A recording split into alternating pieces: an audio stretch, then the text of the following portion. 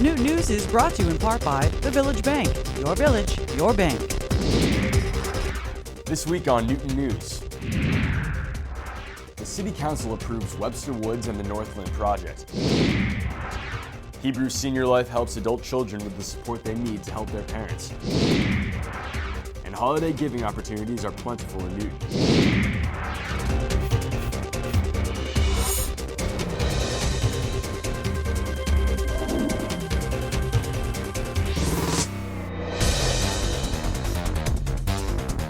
Welcome to Newton News for Wednesday, December 4th, 2019. I'm Ethan Plotkin. On Monday, the Newton City Council voted unanimously in favor of Mayor Fuller's plan to acquire Webster Woods by eminent domain. While Boston College is likely to challenge the acquisition, and the issue may take several years to resolve, the city will take formal control of the woods in the next few months. Webster Woods, I think we all at the Committee of the Whole acknowledged and agreed is a very important public asset. The portion of Webster Woods, which is the subject of this eminent domain proceeding that we're being asked to approve, is essentially a wedge-like portion between part of the parcel which is owned by the city as conservation land and another part of the Webster Woods parcel which is owned by the state Department of Conservation. So this is undeveloped land. It is as I think virtually everybody here knows, part of what was formerly belonged to Temple, Michigan Tefillah, which was sold as a lump in a group to Boston College several years ago. The front part of the 22 acres, about 5 acres is developed with a parking lot and a building. It's the back portion, the approximately 17.4 acres, which is the subject of these proceedings. That, as I think we all know, is undeveloped, pristine woodland, and it really forms a very vital link between, as I said, the two parcels, one of which is owned by the city, one of which is owned by the state, and both of which are conservation land. The request here is for the council to approve the use of community preservation funds to support an eminent domain proceeding and to pay then what is determined to be the fair value of the land that we're seeking to take by eminent domain. We heard at the Committee of the Whole from the Community Preservation Committee through its chair, Mr. Armstrong, who explained the deliberations that had been undertaken, gave us an overview, and as I think, again, all of us know from our discussions that evening, community preservation funds are to be used for several different purposes, one of which is expressly the preservation of open space, and the plan is to bond this money because these are going to be funds that are used to obtain land which will be hopefully held by the city in perpetuity. And so use of bonding for long-term acquisitions like this is deemed both proper and frankly prudent procedure when you're doing that. The controversial Northland Project, a large-scale housing and suburban community at the end of Needham Street, was approved by the City Council by a vote of 17-7. The 22.6-acre lot will include retail and office buildings, as well as 800 units of housing. On the project size itself, I simply don't know the right size. But the realist in me sees the added vehicular capacity the state is building into Needham Street. I see the context of the site constrained on all sides by either a one-lane bridge, F-service on the main road, and a one-lane side street leading into a village center. And I say, yeah, I think it's too big. I get that on a generic 22-acre site, 800 units and 300 square feet of retail and office makes sense, but this is no generic location. So as I keep hearing people say 800 units is the right size, I had to look at it, and thankfully, we have experts that have studied it. First, I looked to the MAPC about this location, and in the right-of-way transit study completed in 2013, they concluded, and I'm paraphrasing, that the 22-acre site was ripe for development and that past analyses indicated that the site could hold between 300 and 500 square feet of office and retail and 200 to 300 residential units. Okay, that's one data point. Then I looked at their interim 2013 MAPC Needham Street mark analysis. They went a bit higher as they realized they were evaluating the full corridor. This is not just the parcel. And concluded the market could potentially support several hundred apartments or condos, specifically 477, with 350 to 450 square feet of retail and office. These 477 are in addition to the 295 built at Avalon, but it seems reasonable to me. So where did the petitioner's original 900 come from? Well, in that same 2013 version of the MAPC study of the corridor, there was a section at the end entitled Preferred Land Use and Build-Out Analysis, done where the MAPC closely worked with the City of Newton. Together, they concluded that in order to inject more vibrance into the area, the optimal build-out will result in 200 square feet of office, a reduction in 50,000 square feet of retail, and 935 new residential units. 935, that sounds very familiar. Just to be clear, 2 studies pushed for moderate density, and then the city entered the fray to work closely with the MAPC, and only then did the density increase dramatically. Now, I understand that the city had a good reason. There's the housing crisis, I recognize, affordable housing, which I want as well, and vibrancy of the area. But just because we want it doesn't make it the right size for the community. I'm ending soon. We have all, at one point or another, talked about smart growth. It's included in our comprehensive plan. This certainly has smart buildings, but smart growth, to me, this is not. As leaders of the city, we need to determine if this is the right site, with the right size, given the context of the location. With significant and real questions remaining regarding parking, transit, mitigation, and the impact on the community, wishful thinking can only go so far. At some point, we're just hoping it will work, and as far as I see, hope is not a strategy. I know that the developer has done a superb job of offering sweeteners that address specific councilor concerns. But I implore you to look at these goodies and look at the impact on the neighborhood. As I started with, I'll repeat the Chapter 30 of our zoning ordinances and what they say in 7.3.3, that the City Council shall not approve any application where the use of developed and operated will adversely affect the neighborhood. For me, this is enough said. I urge my colleagues to vote no on this project. I've just actually spoken to recently the attorney for the petitioner, and I told him that I was going to speak about this project. It's a good project, but I know it can be better. And that was my main reason for getting up and just explaining why I'm not going to vote for this evening. The 3 exits that go out onto Needham Street, I think, is more than enough. The people from Petty Square and the Upper Falls called me all weekend long between emails, phone calls, cell phone calls, you name it, whichever way they could reach me, they did. Okay? And they called and they stated loud and clear that they didn't want that entrance there. They were worried about their streets becoming parking lots, Chestnut Street being unable to be even turned onto from some of their driveways. And the main concern was for them to be able to still support the people who run businesses down in Petty Square.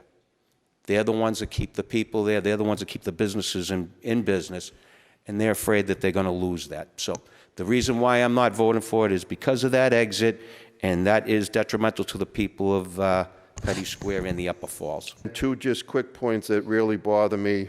I was looking at one of the old charts. It might have been 822 units, not 800. But it originally, Northland themselves was requesting 1,913 parking spaces. That's been severely reduced. I think that they have made a mistake in doing that. And as much as some of my colleagues would like to pretty much eliminate cars as a means of transportation, that's not happening anytime soon. And there's not sufficient amount of parking spaces up there for this size project. And then the last point that I'll make that I have a problem with is I am disappointed. The I&I number, I want to thank the Commissioner for his detailed response to my questions about I&I. He went through how the number is typically calculated. We were entitled to get $7.4 million for I&I mitigation based on the formula that we use that has been approved by the state. In fact, we are only going to take $1.85 million for future mitigation. If you read his memo closely, you will read that we are going to be embarking on a second round of I&I mitigation. We will never have enough money for sewer, water, and stormwater mitigation, and I think it's a mistake for us to not take all of the money that we were entitled to I see Councilor Crossley already making some notes on this. But the fact of the matter is, we should have taken the full 7.4. If we felt that we needed more money for traffic mitigation, we should have also demanded that. And if we needed money for Countryside, we should have demanded that. This is going to be an extremely profitable development, and I think that we have sold ourselves short on the package that we could have gotten from the developer for a project of this size. I have to tell you the framework that I'm trying to fit it into. The public benefits here are manifest. I've read wonderful letters from people I respect immensely about the public benefits of this project, and those have been articulated better by my colleagues than I could ever do that. And you read through the board order, and it's just staggering, really. This is a project that's unique in that context. The challenge it has for me is ultimately the issue that the chairman of land use has raised, which is, does it meet the criteria in our special permit relating to the impacts on the surrounding areas? It's going to be a success internally, and part of the work the committee has done is to make it the kind of success that we just heard about, that you've just heard referenced in other contexts. The question is whether this is going to work outside. The trip generation indicates that it's going to be somewhat under 300 trips at peak hours is going to be the maximum, and the planning department indicates that that's also going to include all the trip generations that occur from ride-sharing services, when there is some concern about whether in fact there is enough parking here. I know that there's a tension in the council about whether we should have parking or no parking, but when you do have cars and you don't provide parking for them, you're basically turning these into rideshare opportunities, and those rideshare opportunities, except for the shuttle that goes up, the planning department indicates double the traffic. It doesn't the same as having a car start on site, leave, and come back. So part of the challenge for me is that this has a wonderful package internally, but the external impacts do not yet add up. And I'd love to hear some more from my colleagues, but if I end up not voting for this, it'll be because of the reasons associated with the chair of land use. He's lived with this longer than anybody in the sense of trying to manage the process, and it gives me great pause that he's not willing to support it for precisely these reasons. The City Council also approved $12.3 million to renovate Horace Mann School as the permanent location of the Newton Early Education Program. Construction will begin in May, and classes expected to begin in the 2021 school year. Once that project is done, the current location of the NECP, the former Aquinas College, will be renovated to become the permanent location for the Lincoln Elliott School. The then former Lincoln Elliott School, stop me if you can't follow this, the then former Lincoln Elliott School will be used as swing space while Countryside, Franklin, and Ward schools are renovated. Are you caring for an aging parent? Is managing their care straining your life? Are you looking for local resources and support? Well, the Hebrew SeniorLife holds monthly support groups for adult children at Temple Emmanuel in Newton. Joining me in the studio to discuss monthly group and what you can get out of it are Tara Fleming Caruso, the Collaborative Care Advisor for Hebrew SeniorLife Newbridge on the Charles campus, as well as the host of There For Them podcast, and Danny Gattell, the Marketing Manager for Hebrew SeniorLife. Thank you both so much for being here. Just have a handful of questions to learn a bit more about the program and what goes on at Hebrew SeniorLife. Of course, that brings us to the first question, which is, could you just tell us a little bit about Hebrew SeniorLife? Just give us a brief overview of the programming. So Hebrew SeniorLife is a local nonprofit, an affiliate of Harvard Medical School. We've been around for over 100 years, and we provide a wide variety of senior living and healthcare services to seniors throughout Greater Boston. So some people know about our Newbridge on the Charles community, they know about Orchard Cove, they know about Hebrew Rehabilitation Center. These are all communities and locations that are part of Hebrew SeniorLife. And we're excited to be here and to be in the Newton community. Well, yeah, you're in the Newton community, you're here with us at New TV. What's your connection to Newton? So we service a lot of residents and seniors who live in Newton, and we've had a great partnership with Temple Emmanuel, specifically Tracy Schneider, who works there. She runs all their senior programming, which are all open to the public. You don't have to be a member of that temple. Any senior in Newton can go. And it was really through her experience as an adult child, a very devoted daughter, in fact, that she realized there was a real need for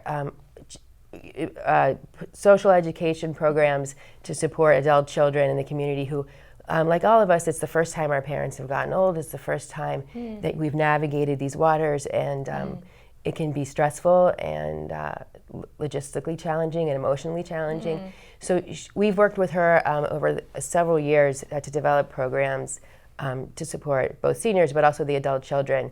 And she felt strongly, we started a series last year called The Nitty Gritty of Helping Your Aging Parents, Everything You're Afraid to Ask. And we had a series of workshops, but it's hard for adult children to get to an evening workshop. And also those events, frequently, people learned a lot, but they learned a lot from each other. And Tracy really realized that a support group is what this community might find most compelling and useful. And so that's what we started this year. Oh, fantastic. And for the viewers at home that may, like me, not understand what an adult child is, I am myself sort of an adult child. I'm 22 years old, maybe I'm more of a young adult. No, you're a child. Okay, I'm still a child. Could you just tell us what that term means? Well, you can probably. Yeah, so an adult child is someone who's caring for their parents. They're an adult now, but they're still the child of the person who's aging. All right. Yeah, and I just wanted to piggyback on what you said about the support group and how it was really helpful for people to hear others sharing the same stories and the same concerns and worries, because I think you feel so alone when you don't have a container of support and conversation. So it's an amazing gift that's being provided. And what are the programs and services that Hebrew Senior Life offers seniors and adult children that should make them interested in attending this meeting? Well, Hebrew Senior Life, like I said, we have a variety of senior living options for every budget throughout Greater Boston. And we have one thing that's really interesting is we recently launched the Center for Memory Health, and that's based in Boston. And that is an outpatient clinic for seniors with memory loss and their loved ones. And there's a lot of family support that we offer through the Center for Memory Health, that even if the person with dementia is not a patient there, there's a lot of resources in particular that local families can get there.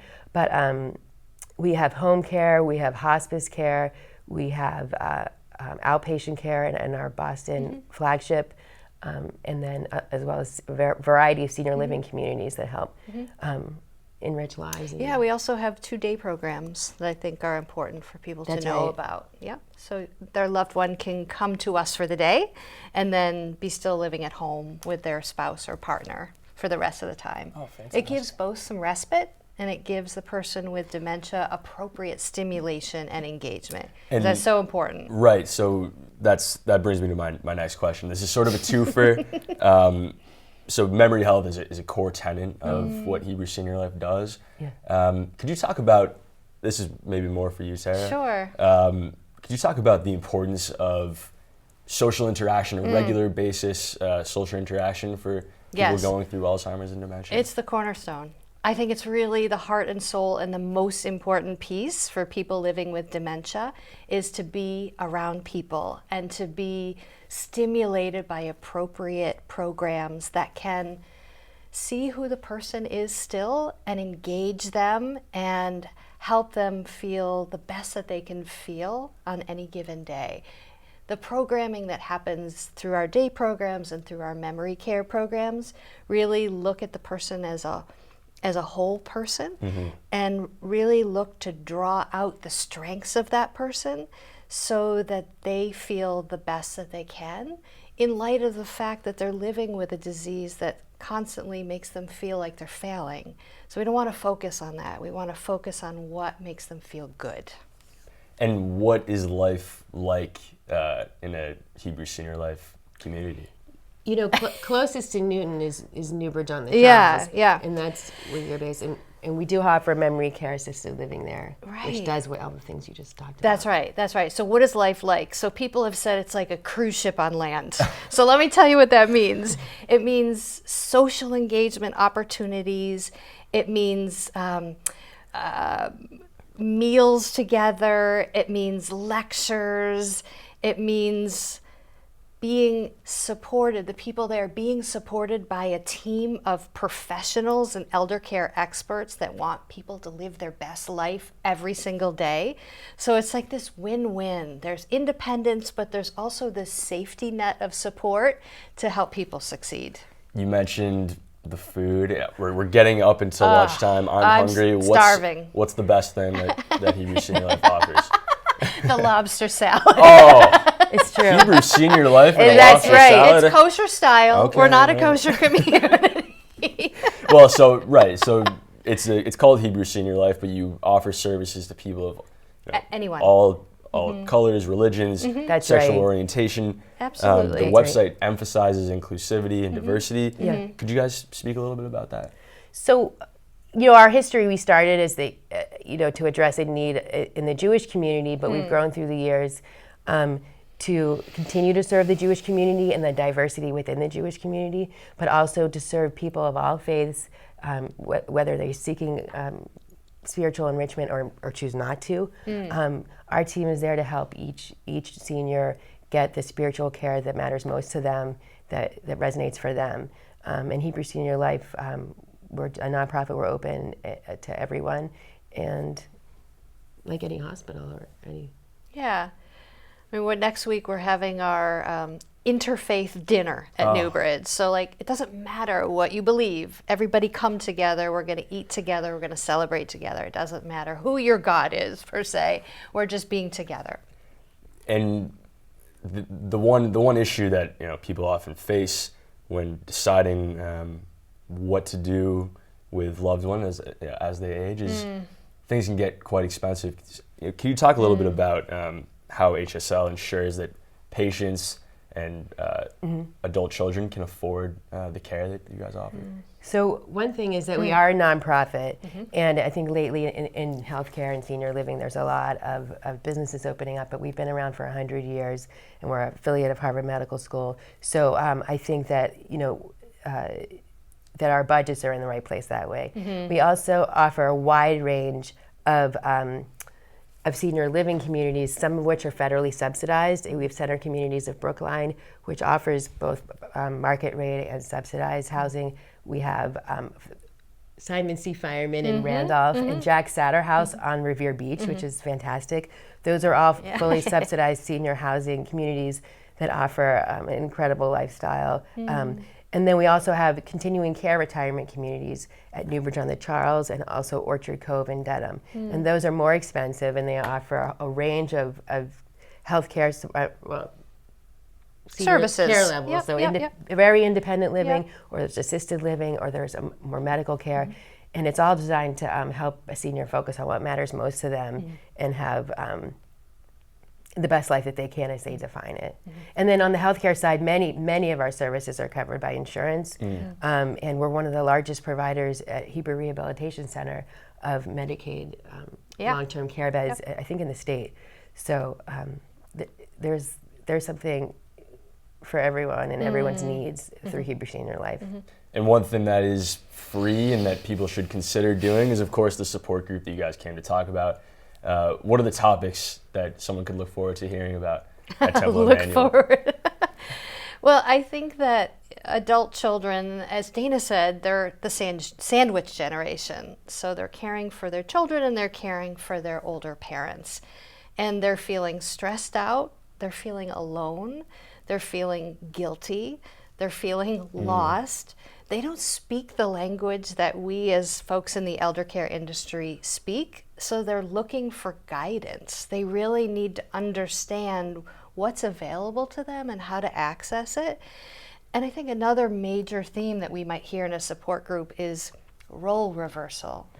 So all of a sudden, someone is in a situation where they might need to make decisions for someone who their whole life made decisions for them. And that brings a lot of emotion and feeling to the table. So it's an opportunity for people to process that a bit with a seasoned professional. Well, thank you guys so much for joining me and sharing a bit about Hebrew Senior Life. Those meetings are held monthly at 6:15 p.m. on Tuesday evenings at Temple Emmanuel in Newton. More information is available at HebrewSeniorLife.org. And while there is no cost, registration is required. And refreshments are included. Newton News will be right back. Thank you, guys. Thank you. Fancy pants peanut butter? A big screen television? You haven't even bought a sofa yet. A motorcycle? When your father finds out, he's gonna flip his shoes with 2 buckles? What do you even need 2 buckles for? Mr. Big Shot, buying whiskey shots for everybody in the bar. From the looks of it, I'd say nobody even remembers. Feed the pig. Looking to help out over the holidays? Consider donating to the Newton Food Drive at City Hall and 30 other locations. Newton's 3 food pantries are asking for breakfast foods. Food will be collected through Friday, December 27th. And on December 31st, help sort food during the mayor's New Year's Eve open house at the War Memorial at City Hall. Cradles to Crayons is also looking for everyday essentials for children.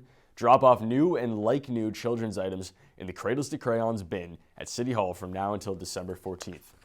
There are 2 lighting ceremonies happening this week. On Thursday, December 5th, join the mayor and other elected officials, as well as your neighbors, to light up City Hall. There will be a community sing-along at 6 p.m., followed by the holiday lighting ceremony at 7 p.m. Feel free to bring an unwrapped toy to help stuff a cruiser with the Newton Police Department. The next holiday lighting and sing-along is happening on Sunday, December 8th at 6:30 p.m. at Coletti Magny Park. Crossing a finish line, high-fiving a teammate, performing in front of an audience, going to an overnight camp, going out to dance and celebrate with your friends. These are all kinds of opportunities that it's easy to take for granted. But without Newton Athletes Unlimited, many people with disabilities would not have those opportunities. I have a lot of friends here, a lot of friends, and people I went to school with, people I went to college with. They've seen me as a role model, they've seen me as a leader. Athletes Unlimited is important for Ben because it is a real anchor in his life. He's doing fun things with all of his friends, being independent, like his brother. I think Athletes Unlimited is important to the city of Newton because it speaks to the whole concept of inclusiveness. It says we are not going to separate people because of their skill sets, we're going to unite them.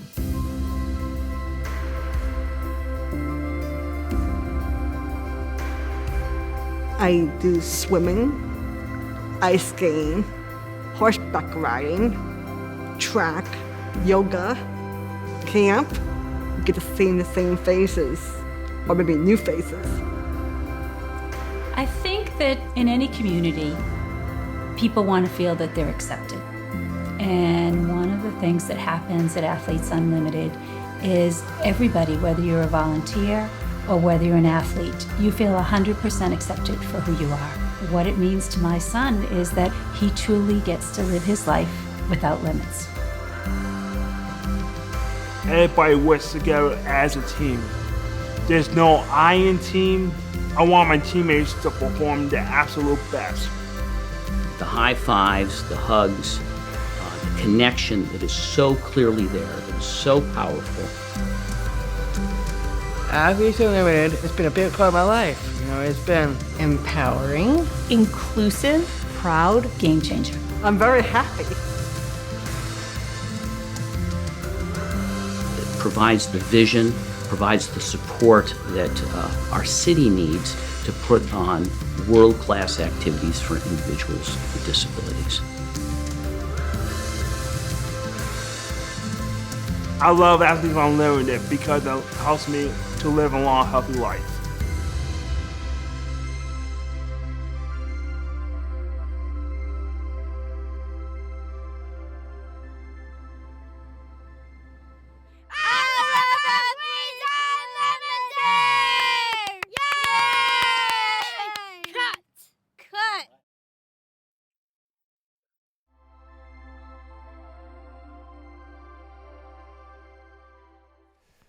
That's it for this week's Newton News. I'm Ethan Plotkin. If you missed any of this week's newscast, you can watch it online at newtv.org. Thanks for watching, and we'll see you here next week. Newton News was brought to you in part by the Village Bank. Your village, your bank. We need a claim number?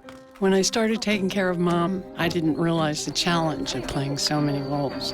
But above all, I'm still her daughter. Visit aarp.org/caregiving. We're here to help.